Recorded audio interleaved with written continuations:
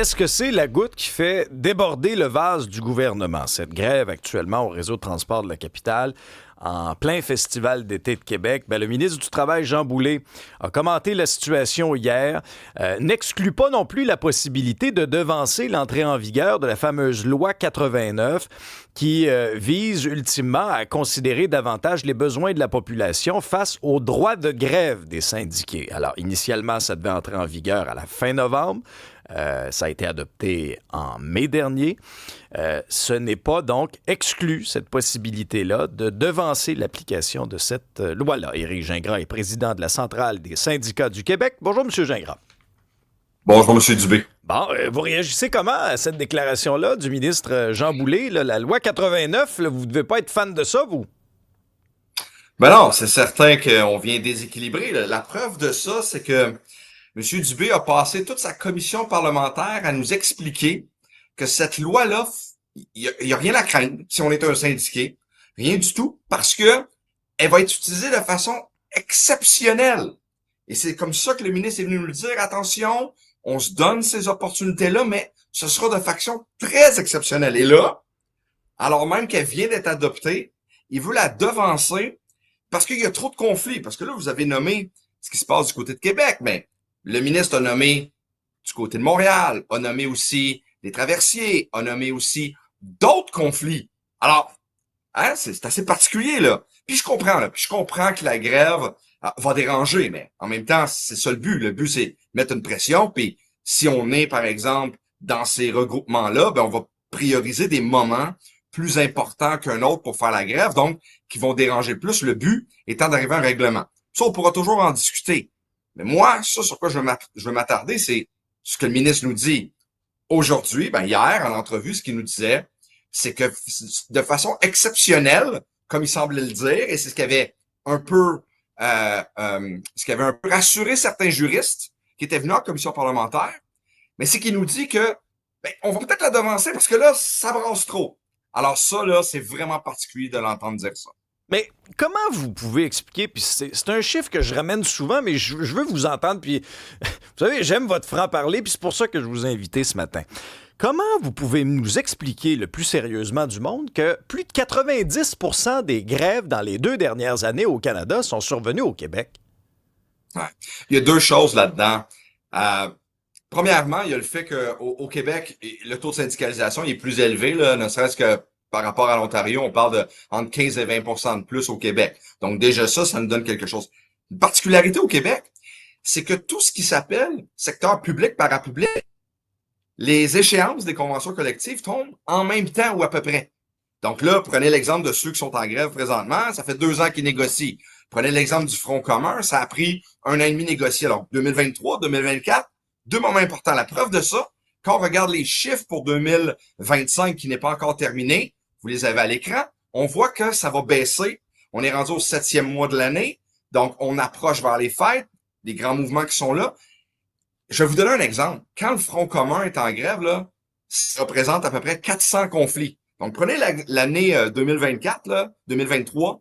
Donc, 400 conflits. Juste à la CSQ, lorsque l'éducation, le collégial tombe en grève en même temps, on parle de 150 accréditations, donc 150 conflits de travail. Donc, ça vient un peu parler au niveau des chiffres. L'autre élément, 95% des conflits se règlent sans grève. 95% des conflits se lèvent sans grève. Maintenant, c'est sûr qu'on en entend beaucoup parler, puis c'est normal. Puis les gens sont aujourd'hui, maintenant, prenez l'exemple encore une fois en éducation, un domaine que je connais très bien. Oui, effectivement, il y a eu une grosse grève du secteur public en 2023, mais dans les 25 années qui ont précédé, il y a eu environ 9 jours de grève dans les 25 années. Alors, quand on prend un exemple aujourd'hui, puis ça a été nommé la pénurie, l'inflation, etc. Donc oui, la paix sociale est un peu troublée parce que d'un côté, les employeurs veulent maximiser leurs bénéfices, puis d'un autre côté aussi, les employés, eux, veulent maximiser avec toute l'inflation, etc. Mais vous avez pas peur, à un moment donné, de vous mettre à dos l'opinion publique? Parce que là, j'entendais toutes sortes de commentaires dans les derniers jours de gens qui sont directement touchés par ces grèves-là, que ce soit dans le transport en commun, mais élargissons ça de manière générale, là. La bataille de l'opinion publique dans une négociation syndicale aux dernières nouvelles, c'est important. Faites prendre en Et c'est pour cette otage raison-là. les gens. Vous n'avez pas l'impression que vous allez écœurer le monde?